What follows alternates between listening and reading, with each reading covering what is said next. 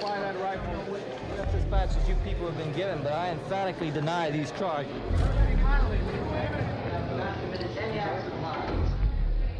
I februari 2015 intervjuade jag Judyth Vary Baker, som var flickvän med Lee Harvey Oswald, mannen som enligt Warren-kommissionen mördade John F. Kennedy 1963. Intervjun är väldigt informerande och djuplodande och ger en helt annan bild av vad som egentligen hände 1963 i Dallas. Jag valde då att inte lägga ut den här intervjun, men nu har situationen förändrats och blivit mer intressant för allmänheten. Det är nämligen så att enligt JFK Assassination Records Collection Act från 1992 så kommer i oktober i år, den 26 oktober, ett antal hemligstämplade dokument om mordet att frisläppas, om Trump inte stoppar det. Det som kan få de här dokumenten att inte frisläppas handlar om att om man anser att det finns en risk för att informationen kan göra större skada än nytta, så kommer man att hålla på dokumenten ytterligare någon period. Och hur många år det kan handla om vet jag inte. Låt oss börja med att titta på själva mordet. John F. Kennedy mördades den 22 november 1963 i Dallas. Han färdades i en kortege längs Delay Plaza med väldigt många vittnen runt omkring och personer med kameror. Här har vi filmen inspelad av Abraham Zapruder, som var en person som bevittnade mordet, och han filmade hela sekvensen med sin kamera.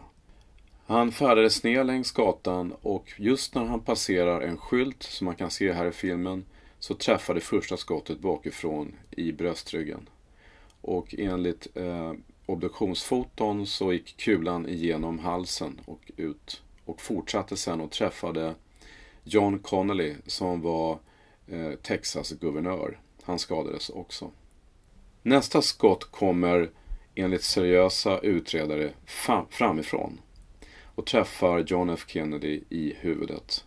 Man kan tydligt se hur både huvudet och kroppen slungas bakåt. När kulan träffar John F. Kennedys huvud så åker en stor del av hjärnan ut. Och Jackie Kennedy börjar omedelbart att klänga på bakluckan på bilen. En del tror att hon försöker plocka upp en bit av Kennedys huvud för att sätta tillbaks.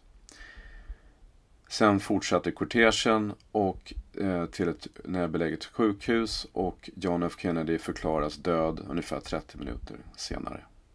Nu ska vi lyssna på vad Judyth Vary Baker har att säga om mordet på John F. Kennedy och vem hon anser eller vad som egentligen låg bakom mordet. Can you tell us something about how you met Lee? We met in New Orleans. I had been sent there to work on a project, and I wasn't sure what it was about at the time. It had to do with cancer research. It had to do with something to do with anti-Castro activities. That's all I really knew. I ran into Lee Oswald. We now believe that he was sent to meet me because I came 2 weeks early to New Orleans because our school was on a different system. And it was a new system where it got out earlier than the schools or the universities did in New Orleans. So when I came, my doctors were out of town. So instead of being wined and dined and steak dinner, and I was always treated very well by these doctors, nobody was there. And I had very little money. And they didn't know I was coming. And I had to move in with 4 girls in this little room in the YWCA. And it was 2 strippers, a Playboy bunny, and a waitress. And I had to move in because I didn't have very much money. And I soon saw the seamy side of New Orleans, the wild side that I wasn't really supposed to ever know about. And we now believe that Lee Oswald was sent to make sure I didn't get hurt or in trouble or whatever. Why? He's a young Marine, clean cut. He wasn't vomiting all over the place from being drunk. And the men I had seen, I had my eyes open. So here I meet him at this, I'm at the post office, and I'm going, and I had been trained to speak Russian, conversational Russian. mainly so I could translate Russian research in cancer research, and that had been all my the expenses had been paid by military officers who were retired to make sure I could learn Russian. This is the time of the Cold War. This is the time when Sputnik was up there. This is the time when they were trying to get the young brains, geared up to fight against the USSR. We're going to be superior. We're going to the moon. We're going to be superior in every way. I dropped this newspaper. Now, I had a habit at that time. Well, I was angry because Robert had not written. And I wasn't married to him yet. And the guy behind me is cute. Now, I thought the guy behind me wasn't married. Why? Because his wedding ring was on his right hand. That's what they do in Russia. I didn't see a wedding ring on the left hand. And I'm thinking, I'm not married yet. I'm mad at my fiancé because he hadn't written. He promised to write every day, and it hurt my feelings. No Robert, no letter, and so I sent off this letter. And I looked, there's no... So I decided to do a little flirting. Now, how do you break the ice with a nice-looking guy behind you, and he's only 23 years old, and I'm 19? When I dropped this newspaper, he picked it up, and I decided, I know what I'll do. I'll speak to him in Russian. So I said, Karasha, Tovarish, and that's terrible Russian. Okay, I can't speak it anymore or anything. But what I was saying is, well done, comrade. And he replied to me in Russian. He said, it's not wise to speak Russian in New Orleans. Oh my gosh, this guy could speak Russian. I had only done it as to break the ice. I thought he'd say, what did you say? And I said, oh, I was just saying that in Russian, thank you, And here he knew what I was saying. What a shock. We hit it off right away. And one of the things that happened is that we would walk together. He with his right hand with his wedding ring, holding on to my left hand with my wedding ring after we were married. And the rings clicked together, clink, clink, clink. It really got on our nerves. It made us feel bad. We're cheating on people that didn't love us, very much. What could we do? You'll see that Lee Oswald removed his wedding ring the day of the assassination, left it behind with his wife. And he told me, he asked me to marry him 100 times. 100 times. Because I said, I really got to know that you really mean it. Because I got married to a guy who said he loved me, and the next day he left. He was gone for weeks. Wouldn't tell me where he went because he knew I was be angry that he'd be gone. And here I got thrown into the streets, and I had nowhere to go. And Lee Oswald had rescued me at that time. That was the only phone number I had because my doctors were out of town, as I said. So I was... I had been established a reputation at that time in cancer research, even though I was very young. I had given lung cancer to mice in only 7 days, and they hadn't been able to do that in any laboratory in the world at that time. And I did it in a high school laboratory under a stadium with a dirt floor, and all that kind of thing. So my name was in the paper and all that. Now, I was of interest to 3 important doctors. And these doctors were going around the country and were good friends with each other. But they were in the cutting edge of cancer research. And I was given training, special training. And it's all in the newspapers. Can you mention the names of these doctors? Yes, Dr. Alton Ochsner, for one, who ran the Ochsner Clinic that was in New Orleans. He was the first one to publicize that smoking caused cancer. And he wrote a book and it became famous. He was a former president of the American Cancer Society. He was also close to his good friend, William Donovan of the OSS, was one of the founders of the CIA. He's very close to the CIA in many ways. So we have Dr. Ochsner. We also have Dr. George Moore. He's the director of Roswell Park Institute, which is the oldest institute in the United States. It had the cutting edge everything in cancer at that time. And the newspaper articles show that I was asked by Dr. Moore to work in his own private laboratory in Roswell Park. And at that time, I was 17 years old. And it's, the papers I was paid and all that. It was also going to a summer program at that same time. And on top of that, the other doctor is Dr. Harold Deal. He was the vice president of the American Cancer Society at that time, in charge of all the research for the American Cancer Society. So these were my good friends, plus 2 Nobel Prize winners. I got to meet these people by crashing the Science Writer Seminar, which was the 4th annual seminar was being held in St. Petersburg. I hitchhiked across the Sunshine Skyway. I actually raised my skirt to show my thigh, and the bus stopped for me so I could get a free ride over there. Okay, I was, at that time, you understand that I had to find a way to get to the seminar. I crashed the seminar by going between 2 reporters, and I had a little press card from my Manatee High School in my hand. Got inside, and there was no place for me to sit because it was completely, all the seats were assigned. And here come the police, and they're going to evict me. They're going to kick me out. And instead, the person sitting at the front was Dr. Deal, and he says, "Stop." He says, "Come here." And so I go up to him, and he says, "Why are you here?" I said, "I have done something in cancer research that you need to look at. Nobody can understand what I've done." And now, I'd gone to the International Science Fair and all this kind of thing, but still, I hadn't the right connections or anything. I knew what I was working on was important. Well, they went to my high school, and when they called in, Dr. Moore was there, and I met Dr. Deal's wife, and she had breast cancer, and I talked to her.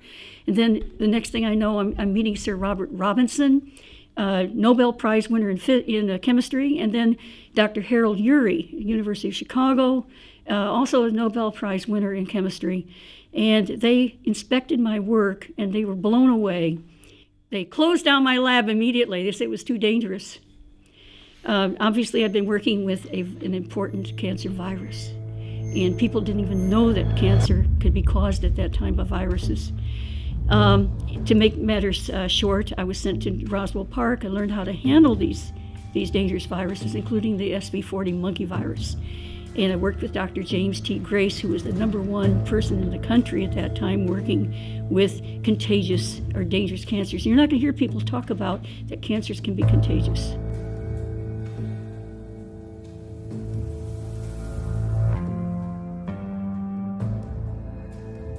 Lee had come to New Orleans. He was sent by the CIA to spy on this project. One of the reasons he was sent there, and it's very, very important, is the CIA wants to make sure it doesn't get in the wrong hands. So even though they're not directly involved, they want to make sure that nobody else gets this. Now, Dr. Ochsner had a particular hatred for communism. He was the founder or co-founder with Ed Butler of the INCA, that's the Information Council of the Americas, which sent out material that the CIA approved. And these were truth tapes and so on that were sent all over South and Central America and Mexico and so on, to hundreds of radio stations. And Ochsner himself was making trips all the time, flying. He made over 100 trips to Central and South America. And what is he doing? He's reporting back to the CIA about, as a personal physician, to people like Perón and the various families, and he had all these medals and awards and so on. He has information that nobody has. And then what we have, Castro, he's anti-Castro to the core. I had dated Tony Lopez Fresquet, whose father was the finance minister of Castro's Cuba. And Tony had to flee to the United States because he and his brother, their mother was an American. So I learned to hate Castro, and so they used that against me in the end, because eventually I was pulled into a kind of trap. You love your country?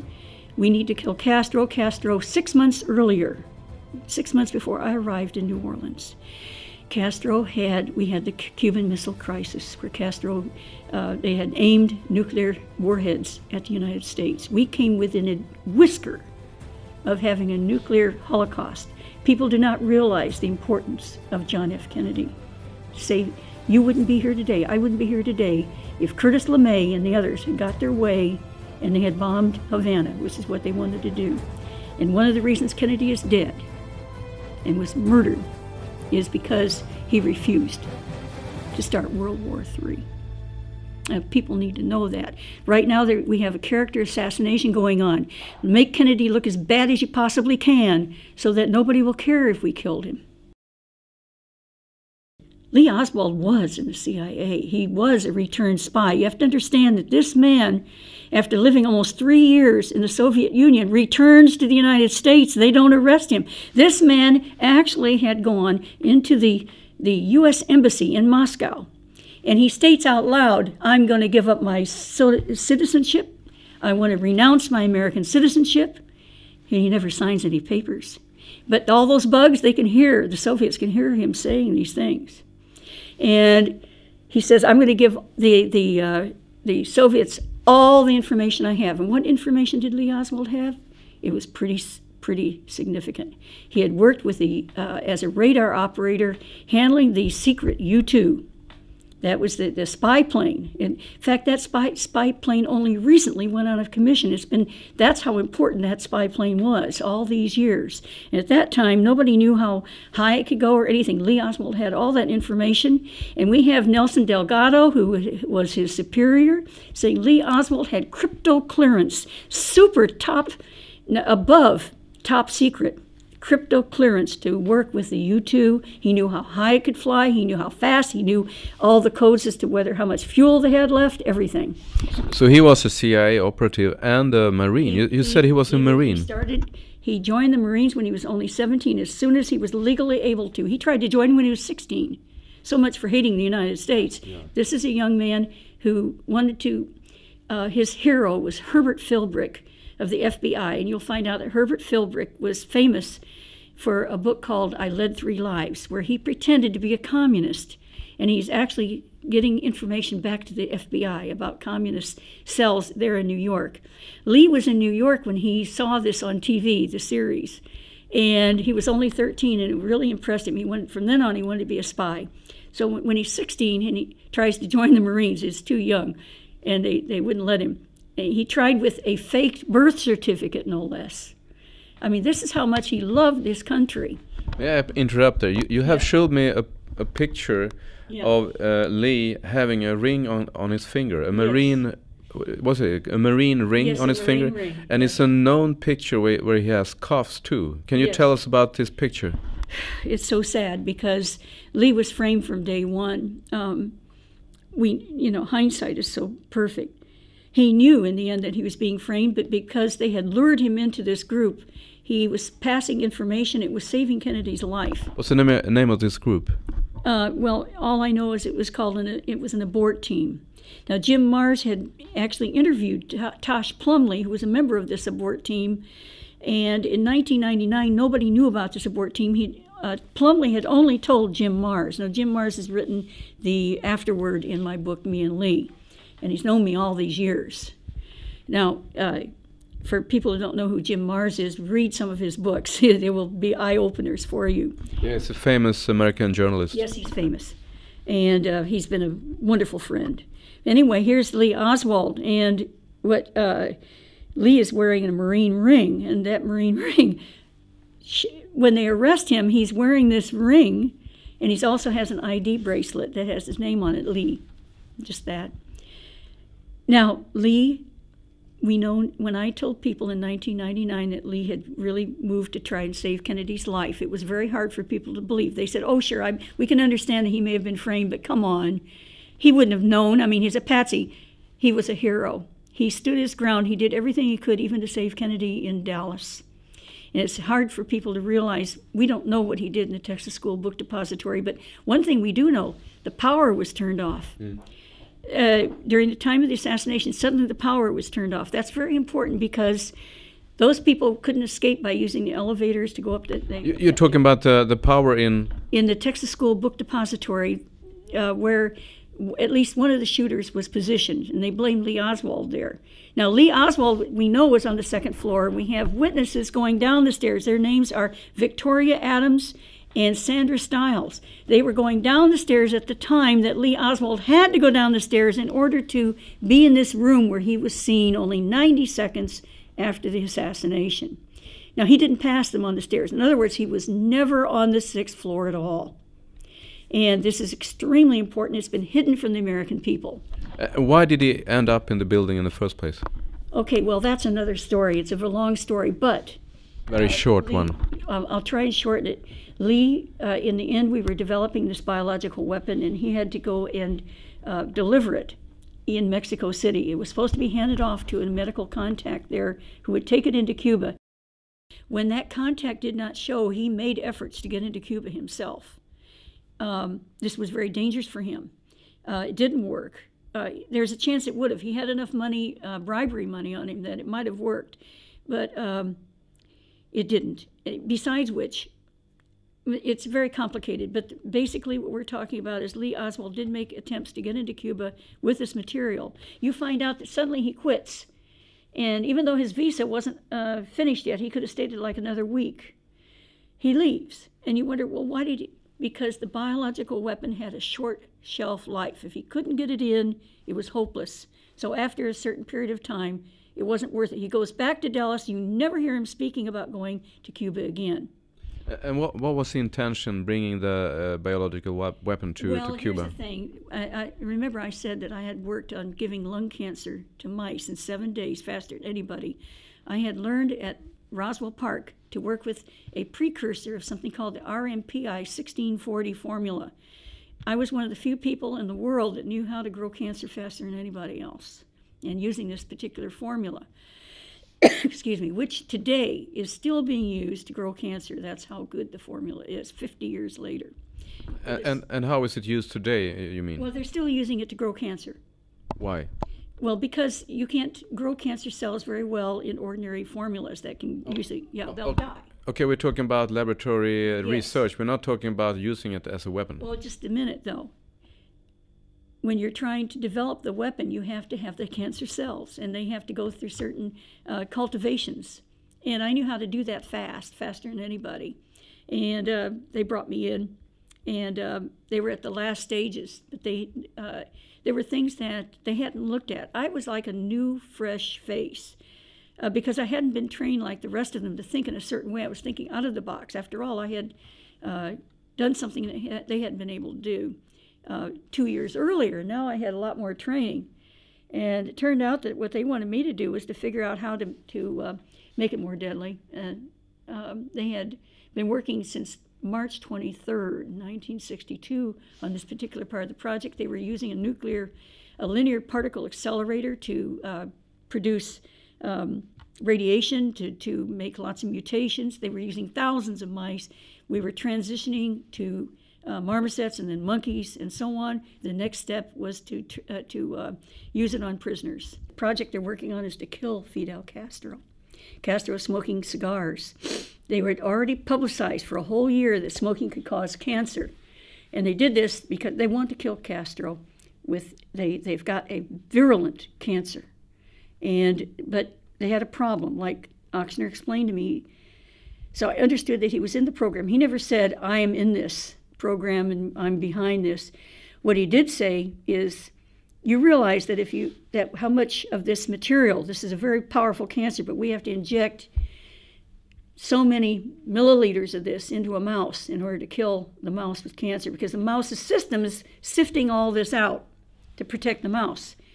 He said, Fidel Castro is not going to let anybody inject a pint of material into him. So then that's how he told me that he was in the project. They're very circumspect. How could I quote him on something like that? So it was made clear to me that he understood the project. He was behind the project. He wanted me to work on it. It was too late for me. I said, well, look, how am I going to do my internship with Dr. Sherman? Oh, he says, Sherman's involved in this, We're going to sign all the papers. In the fall, you'll start at Tulane just as before. Unfortunately, when they began to want to test this on humans, they told me that they were using patients that had terminal diseases. And besides that, they were prisoners and they had volunteered. That was bad, but since they were terminal, I put up with it. But then I asked Dave, because I had been told it was a terminal cancer, I said, well, wait a minute. We're going to go inject cancer in this man. But if he has cancer, what if it's the same kind of cancer that we've worked on? I said, what kind of cancer does he have? And Dave says to me, just like that, oh, he's fine. He doesn't have anything wrong with him. Oh, my God. I couldn't do this. I couldn't see injecting a man who had volunteered for something. So, because he was in prison, you'd get into this mental hospital instead, and if it works, it's going to kill him. He wasn't told. So I wrote a small note to Dr. Ochsner. I said it is unethical to inject someone with a disease causing something that's going to kill them. And they don't know it, they're unwitting. I put in a little envelope, went to Ochsner's clinic. Dr. Ochsner wasn't there, and it was August, the end of August, and the nurse there, it took place of the regular nurse. She had gone on summer vacation. I didn't know her. I didn't know how she would act. The nurse that was there before was a very pretty young thing. This is an old biddy, grouchy, nasty woman. I hand this to her, and I say, this has got to get to Dr. Ochsner right now. She says, is it urgent? I said, yes. She opened it up and read it over the intercom to him. I got out of there as fast as I could, but I knew my days were numbered. The man called me at Dr. Sherman's. I ran over there to Dr. Sherman. He called, and this is a man who's famous for having the way he could talk to in the bullpen, where he was teaching his students how to be good surgeons and so on. Dr. Ochsner talked to you the wrong way. One of these students actually fainted under the pressure and the screaming at him that Dr. Ochsner could do. He called me in, and he called me every name in the book. He said, "We are not to have a paper trail. Damn you!" And I could go on how he screamed at me. And he said, "You're lucky to leave here with your teeth in your head." And my cancer research days were over because I objected.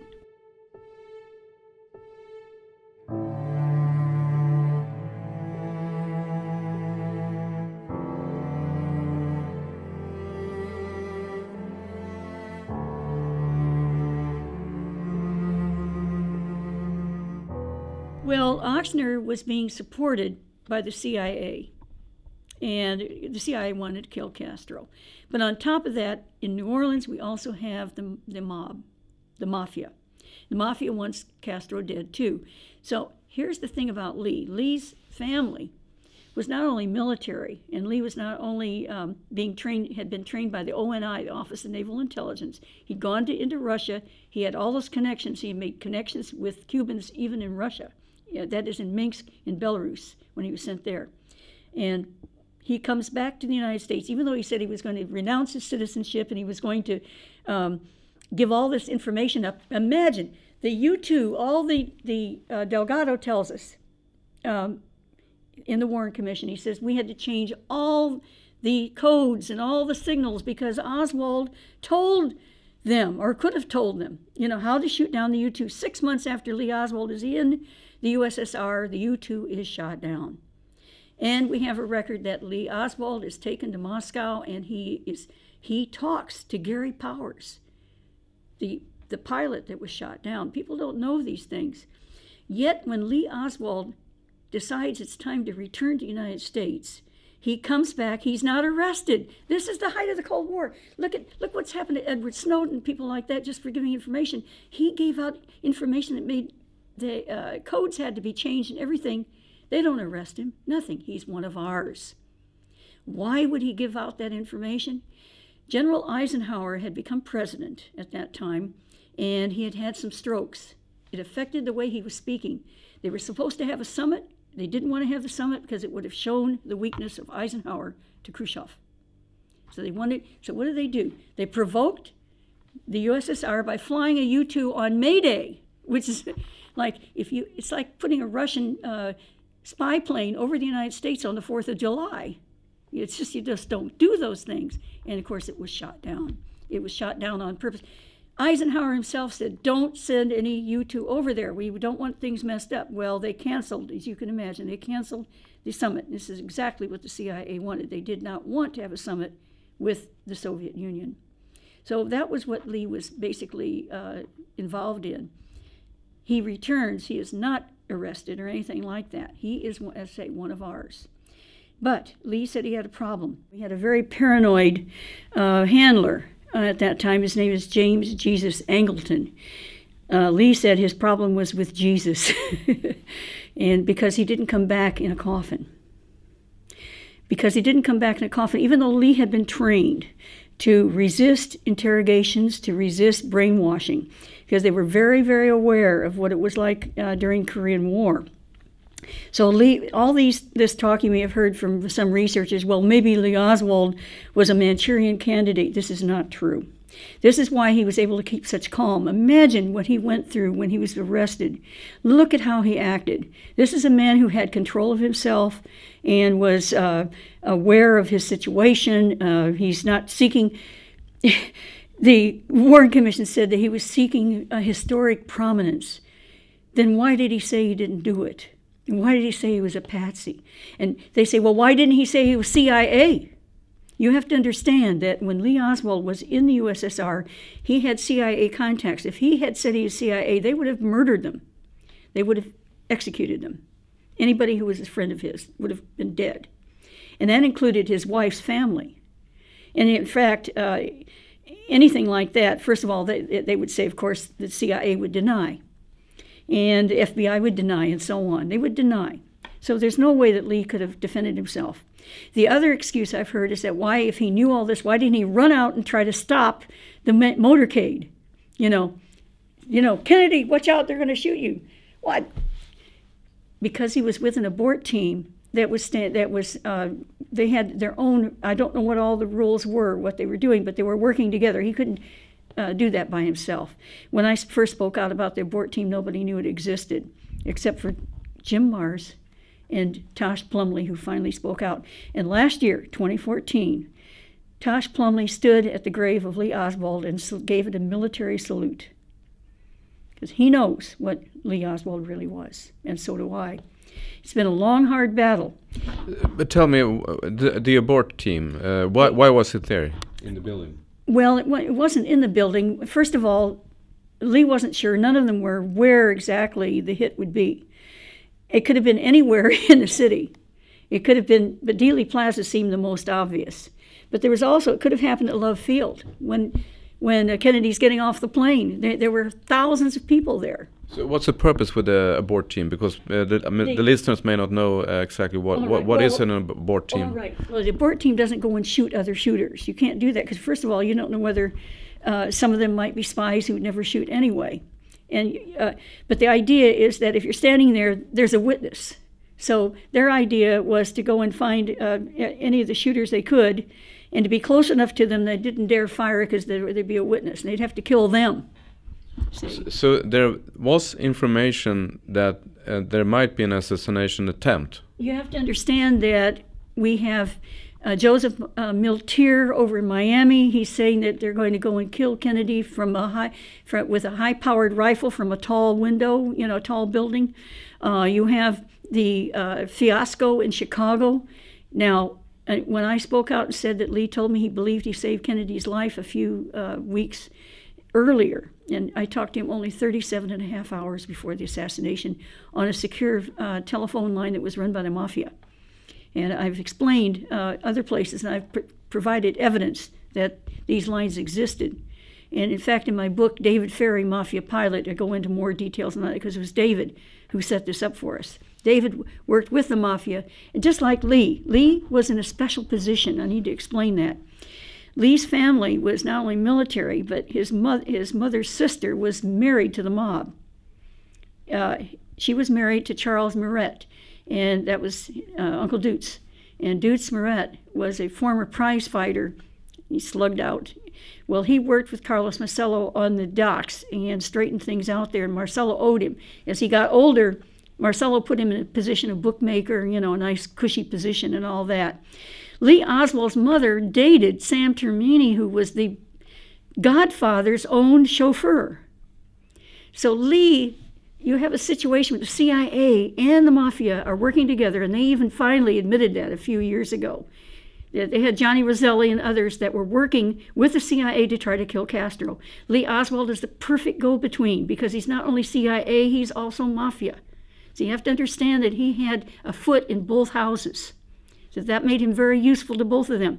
He was somewhat a conduit of information from one to the other with no problems in communication. There weren't very many of those kind, but he was one of them. So you have to understand, everybody in New Orleans, we have such great receptions in New Orleans because those people understood. They still understand the way New Orleans was, anything goes. And you could say anything even out loud, and if you said Kennedy ought to die, and somebody said, yeah, right, you could say anything in New Orleans and get away with it. So it was a wonderful place to have a hotbed of conspiracy going on. From New Orleans, it went over to Dallas. And how did that happen? Dr. Alton Ochsner has his best friends are like Clint Murchison, and we have others that they're known oil barons. We're talking about George Bush and the Bush family, and here is Ochsner's playing cards with them. They're giving him Cadillacs every year. He's so close to them, like David Ferry was saying, just like Lyndon Johnson and J. Edgar Hoover, the FBI, head of the FBI. They were such close buddies, said David Ferry, that they were saying each other's names in their sleep. So, they lived across the street from each other for 20 years. Now, if you don't think that the head of the FBI, J. Edgar Hoover, at that time was pro-Kennedy. He hated the Kennedys with all his heart. And was he willing to see Lee Oswald get framed? You bet. Just the materials, the evidence that the FBI collected and sent to the labs, including the rifle and so on that they collected, said belonged to Lee Oswald, before it reached the FBI labs to even be looked at. Already, J. Edgar Hoover telling all the SACs, that is the special agents there in command, all the FBI agents, don't even look for anybody else. We already have our man. This is before Lee Oswald was even charged with the murder of Kennedy. He's already been called by the guy over in Washington, D.C. That's our man. We don't have to look for anybody else. Yeah, you showed me a document proving this. Yes. And it's in the screen. It's striking, and that these documents have only been released, in the last some years since the film JFK came out. And of course, that's why I had to speak out. I thought I could go to my grave. I wrote down everything, 700 pages of all the information. I had the documents, all the things I saved to prove who Lee really was. And then I realized my son, there's no way that I was going to leave it to my son. There's no way that he could have understood all that went on. And sadly enough, I realized I had to speak out myself. And I knew it would ruin my life, and it has. I don't have a decent life, and there are a lot of things that I can't accomplish because of what's happened. I can't see my family. I can't. I lost my teaching position. I was hospitalized 5 times in 4 years, whereas before I was never in the hospital. And only since I lived overseas have I stayed out of the hospital. And as it is, my vision's ruined now and everything because of head injuries and so on. Nevertheless, I have a duty, not only to my country, but to others. When did you first came out with all this information? What year was that? That was, in 1998, December 27th, 1998, my daughter, my last of 5 children, was married and left for her honeymoon. And that's when I determined that I would look at the film JFK finally. I didn't want my family to see me. They knew that I had known Lee Oswald.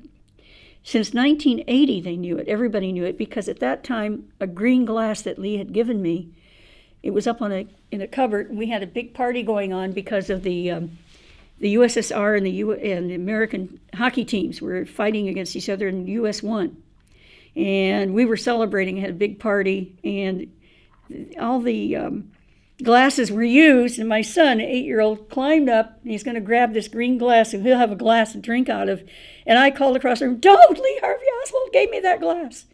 I was afraid he'd drop it and break it, of course, standing on the cupboard, and he's reaching way up, and everybody stopped. I mean, whew, silence. "What?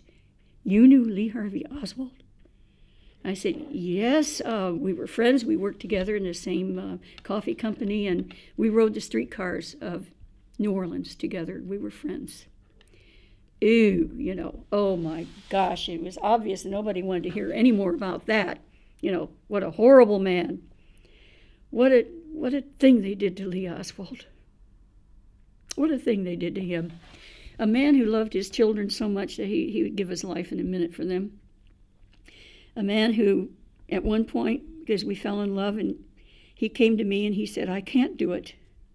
I said, well, we were going to get married. We were going to get divorced and get married and flee over into South America and so on. He said, I can't leave my children. And so I told him, go back to your family and all that. And you see in this one book called Marina and Lee, where he is sitting in the kitchen and he's weeping. And Marina, he couldn't get along with her at all. He said, what's the matter? He said, I don't know what to do.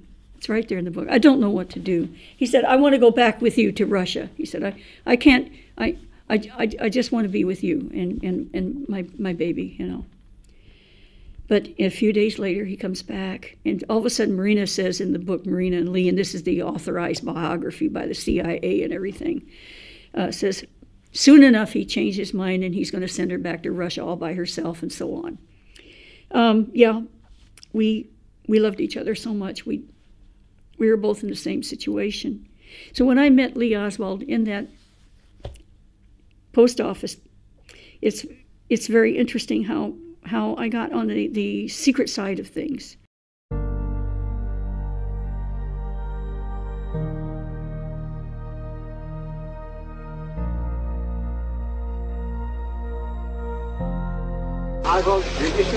I didn't shoot anybody, sir. I haven't been told what I'm here for. You have a lawyer? No, sir, I don't.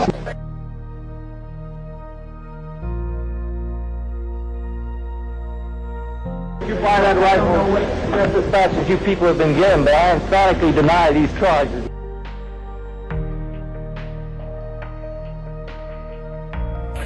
These people have given me a hearing without legal representation or anything. I didn't shoot anybody, no, sir.